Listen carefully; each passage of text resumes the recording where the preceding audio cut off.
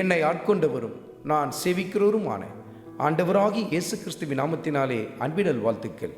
கிறிஸ்து இயேசுவுக்குள் மிகவும் பிரியமான அன்பு சகோதர சகோதரிகளே, அப்போஸ்தலனாகிய பவுல் ரோம சபையாருக்கு நிருபத்தில் எப்படி உணர்த்தி காட்டுகிறார்? வெகு சீக்கிரத்தில் நான் உங்களை சந்திக்க வரும்பொழுது எப்படி வருவேன்? 15வது அதிகாரத்தில் 29வது வசனத்தில் குறித்து கொண்டு தியானித்து பாருங்கள். சுவிசேஷத்தின் சம்பூர்ண ஆசீர்வாதங்களோடு கூட நான் உங்களிடத்தில் வருவேன் என்று சொல்கிறார். அப்படி என்று சொன்னால், நான் உங்களிடத்தில் வரும்பொழுது கர்த்தருடைய வார்த்தையை உங்களுக்கு ஆழமாய் போதிப்பேன் என்று சொல்லி குறிப்பிட்டு காட்டுகிறார்.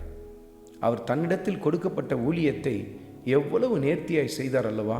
இப்படிதான் அருமையான மகனே, அருமையான மகளே, உங்கள் கரங்களிலே கர்த்தர் நம்பி பல ஊழியங்களை கொடுத்திருப்பார்.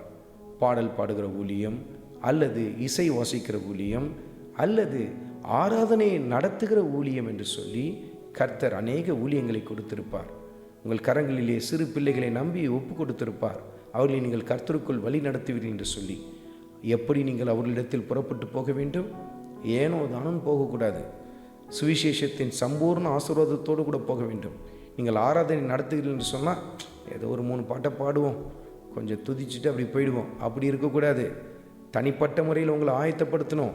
இன்றைக்கு கர்த்தருடைய ஆவியானவர் என்னை எப்படி நடத்தி கொண்டு போகிறாரோ அதற்கு ஏற்றார் பிரகாரம் நான் என்னை பக்குவப்படுத்தி கொள்ள வேண்டும் என்று சொல்லி உங்களை ஆயத்தப்படுத்த வேண்டியது அவசியம். உங்கள் கரங்களில் கர்த்தர் நம்பி கொடுத்திருக்கிற ஒவ்வொரு ஊழியத்திலும் நீங்கள் புறப்பட்டு போகும் பொழுது சுவிசேஷத்தின் சம்பூர்ண ஆசீர்வாதத்தோடு கூட நீங்கள் புறப்பட்டு போகத்தக்கதாய் ஆண்டவர் இயேசு கிறிஸ்துவின் பாதத்திலே தரித்திருந்து அவருடைய கிருபையை பற்றிக்கொள்ள ஆரம்பியுங்கள்.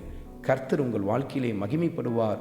உங்கள் மூலமாய் நடைபெறுகிற ஊழியங்களில் கர்த்தருடைய மகிமை வெளிப்பட ஆரம்பிக்கும். ஆண்டவராகிய இயேசு கிறிஸ்துவின் கிருபை உங்கள் அனைவரோடும் கூட இருப்பதாக. ஆமென்.